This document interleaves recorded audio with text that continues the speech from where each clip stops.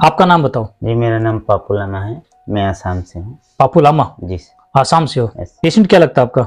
मेरे पिताजी है सर, क्या नाम उनका? प्रेम बहादुर लामा है। प्रेम बहादुर लांबा। यस। ठीक है, इनके लंग्स मेटास्टिक कार्सिनोमा बताया था इनका।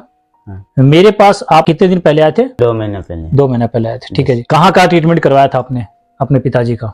एक बार डिब्रूगढ़ लेके गया जो तिनसुकिया साइड में पड़ता है। ठीक है। उसके बाद नेक्स्ट टाइम आपका दीमापुर लेके गया था, नागालैंड। नागालैंड। ठीक है। उसका बाद गुवाहाटी लेके गया। गुवाहाटी। ठीक है। बाद में गुवाहाटी में पता चला कि लंग्स पूरा डैमेज हो गया है, इंजेक्शन देना पड़ेगा। जो 36 इंजेक्शन है ऐसा बोला था। 10 तारीख को बुलाया था, 5 तारीख अगस्त 5 तारीख को पूरा वो बंद हो गया, सांस लेना बंद हो गया। ठीक है। उसके बाद नज़दीक का हॉस्पिटल में लेके गया। हाँ। नागालैंड में लेके गया। वहाँ का डॉक्टर ने बताया कि आपका पिताजी का तो लंग्स पूरा कागज जैसा हो गया। हाँ। तो अभी यहाँ तो कुछ नहीं हो पाएगा, घर लेके जाओ, थोड़ा देखो क्या खाना चाहता है, दो खाने के लिए। आपके पेशेंट का भी 80% लंग्स डैमेज बता दिया था। हाँ ऐसा ही 80% ना, 80% लंग्स इसके भी डैमेज बता दिया था कि जो कागज की तरह बता रहे, यानी वो उसमें वो जान नहीं है। हाँ। तभी सांस लेने में तकलीफ है, ऑक्सीजन सिलेंडर लगा दिया। हाँ ऑक्सीजन लगाया था। दवाई खाने के बाद ऑक्सीजन 10 दिन में हट गया, मतलब नहीं चाहिए उसके बाद। मेरा नंबर कहाँ से मिला आपको? आपका नंबर मेरा दीदी ने ढूंढ के निकाला था, जान पहचान आसाम में। उन्होंने बताया कि यहाँ से दवाई लेके आके बहुत ने खा के अच्छा किया है, लेने के लिए जाइए। आप यहाँ आए, दवाई लेके गए। यहाँ पर दवाई लेके गए, उस समय पेशेंट की क्या क्या दिक्कत थी आपके? पेशेंट का तब सांस लेने नहीं सकता था, जैसे कि और खाना नहीं खा पा रहा था, पेट जल रहा था। हाँ। उसके बाद पेशाब लाल रंग का जा रहा था। लाल रंग का जा रहा था, ब्लड आ रहा था पेशाब में भी। हाँ। ठीक है। पेट में दर्द रहता था। हाँ, पेट में दर्द और जलन रहता था। कमजोरी बहुत ज्यादा थी। कमजोरी बहुत ज्यादा था। मतलब वो पेशेंट एक तरह से लगा लो कि आपके तो डॉक्टर ने रिजेक्ट कर दिया था। रिजेक्ट कर दिया था। 6 महीना जैसा रुकेगा, घर लेके जाइए, सेवा करिए, सेवा कीजिए, कितना कर सकेगा उसके बाद आप लोग देखिए। हाँ बस मामूली जो भी पेन किलर है ले लेना। हाँ। और ऑक्सीजन सिलेंडर लगा दिया था, घर ले जाओ। मेरे पास चलता फिरता कुछ दिन का मेहमान आया था, बोल सकते हैं बात? हाँ बोल सकते हैं। ठीक है। मेरे पास आप दवाई लेके गए, दवाई देने के बाद कितने दिन में आराम मिलने लगा आपको? ऐसे ही 12 दिन के बाद में, 10 दिन के बाद तो ऑक्सीजन लेने के लिए हो गया था। उसके बाद 12 दिन के बाद वो पेट जलन और जो पेशाब लाल जाता था वो सभी ठीक हो गया। 10 दिन में तो सिलेंडर हटा दिया आपने? सिलेंडर हटा दिया। ठीक है। हटाने से भी सांस ले पा रहा था। हटाने के बाद भी सांस आराम से ले रहा था। हाँ। ठीक है। आज 2 महीने हो गए, पेट साफ होने लगा अच्छी तरह से, पेशाब से जो ब्लड आता था, लाल आता था, वो भी ठीक हो गया। ठीक है। थोड़ा बहुत पेशेंट को कमजोरी था, वो भी ठीक हुआ। खांसी आता था बहुत ज्यादा, खांसी होता था और उसके बाद कफ निकलता था। खांसी बिल्कुल ठीक हो गया। खांसी ठीक हो गया। ठीक है। कफ थोड़ा भी थोड़ा है। यानी लंग्स इतनी अच्छी रिकवरी में था। उसके बाद आपने मेरी दवाइयाँ बंद कर दी? जी सर। और तो थोड़ा प्रॉब्लम हो गया था, आ नहीं पाया। क्या प्रॉब्लम हो गया भाई? मैं सोचा, एक बार मैंने कॉल किया था कि मुझे ऐसा कंफ्यूज हुआ कि अभी जो दवाई है वो एक ही बार खत्म करके खाना है या वो 1-2 खत्म हो गया, वो दूसरा लेके आना है। कुछ दवाइयाँ आपकी इसमें बच गई थी? हाँ बच गया। और कुछ दवाइयाँ खत्म हो गई थी 20 दिन के बाद।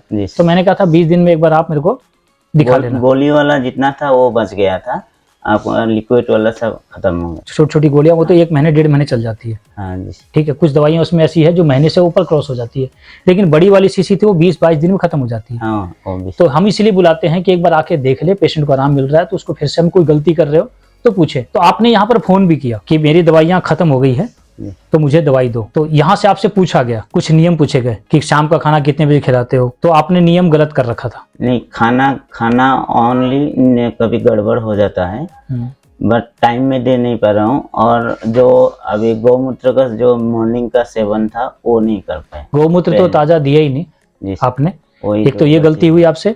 हम तो वीडियो में बोलते हैं कि अगर किसी ने ताजा गौमूत्र की व्यवस्था नहीं, मैं दवाई नहीं दूंगा। मेरी दवाई से आराम तो मिल गया, लेकिन कब तक मेरी दवाई खाएगा? और मैंने ताजा गौमूत्र इनको पिलाकर मेरा खुद का नुकसान कर रहा हूँ।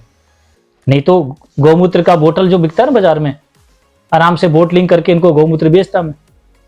अब मैं ताजा गौमूत्र इसलिए बोल रहा हूं कि मेरे से पीछा कैसे छूटे। मेरी दवाई जब इनके पेशेंट ठीक हो जाए तो फिर मेरे से पीछा कैसे छूटे। अब गौमूत्र के नाम से बोतलें बिकेंगी, कितना अच्छा व्यापार चलेगा। जो लोग कर रहे हैं। मैं ताजा गौमूत्र पिलाकर मेरा खुद का नुकसान है, और मैं इसी वजह से हर वीडियो में बोलता हूँ कि ताजा गौमूत्र की व्यवस्था नहीं, मेरे पास मत आना। ये बात मैंने आपको बोला भी होगा। हम बोला था। तो फिर आप फिर भी मेरे से दवाई लेके गए झूठ बोल। नहीं सर, तब मैं गया था, बट कुछ काम को वजह से इधर उधर करना पड़ा, अकेला था, नहीं दे पाया। बाद में फिर से बोला, दीदी ने कॉल किया था, सिस्टर ने, उसके बाद बोला, उसके बाद शुरू किया। अब इन्होंने मुझसे रिक्वेस्ट भी करी कि मैं नहीं आ सकता, मुझे दवाई दे दो। तो हम इनसे पूछे कुछ बातें, जब इन्होंने गलत किया तो बोले नहीं देंगे दवाई, आपको यहीं आना पड़ेगा।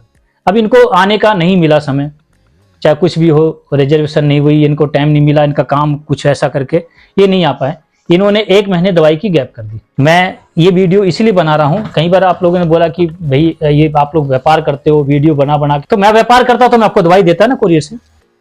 जी सर। मैंने क्यों मना किया? रूल्स फॉलो नहीं किया। तो मैं व्यापार कहाँ कर रहा हूँ? व्यापार करता तो इनको दवाई देता है भाई, आराम मिला। इन्होंने बोला कि ऑक्सीजन सिलेंडर उतर गया, पेशेंट मेरा ठीक हो रहा है, पेशाब में बिल्कुल ठीक हो रहा है, फिर मैं इनको दवाई देने से मना कर रहा हूँ।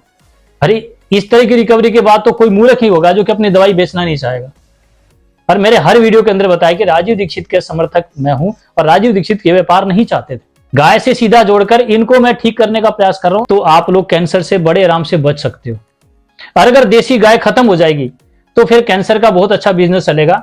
यही बातें वीडियो के अंदर स्पष्ट बोलता हूं। मेरे को कोई लोभ नहीं है आप लोगों से, ठीक है? ये बात आप भी समझ रहे हो, ठीक है? इतनी अच्छी रिकवरी पेशेंट की, कैंसर का लास्ट स्टेज का पेशेंट बिल्कुल मौत के कगार पर है, वो पेशेंट 10 दिन में ठीक हो रहा है।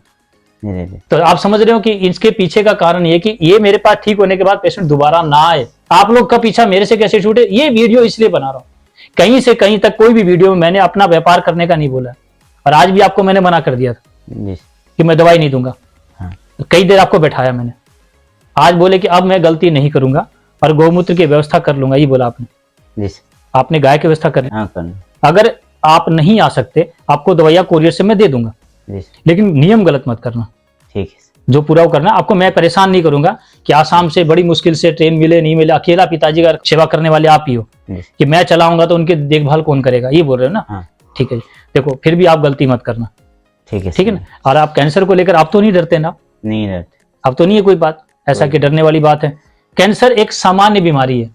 अगर कैंसर का पेशेंट, इस कंडीशन का पेशेंट अगर 10 दिन में रिकवरी है और मेरी दवाई से, क्योंकि मेरी दवाई में कोई भी कैंसर की दवाई नहीं है, मैंने हर वीडियो बोला, तो फिर पेशेंट कैसे ठीक हो रहा है? इसका मतलब कैंसर वो बीमारी नहीं है जिससे आपको डरने की जरूरत है। ये वीडियो सारी आप लोगों के लिए, कैंसर पेशेंट के लिए मोटिवेशनल वीडियो है। डर जाते हैं कैंसर का नाम सुनकर, धरती निकल जाती है, ये होता है ना? होता है। कैंसर हो गया, पैसे कितने लगा दिए थे आपने अपने पेशेंट पर? 4,70,000। क्या काम करते हो आप? वो मैं पहले से रख के रखा था, मैं रेस्टोरेंट मैनेजर हूँ, बेंगलोर में काम करता। रेस्टोरेंट मैनेजर हो, कुछ जमा कर लिया था आपने? जी सर। सब गया? गया सर। लो जी, कई साल की पूंजी इकट्ठा करी हुई खत्म हो गई।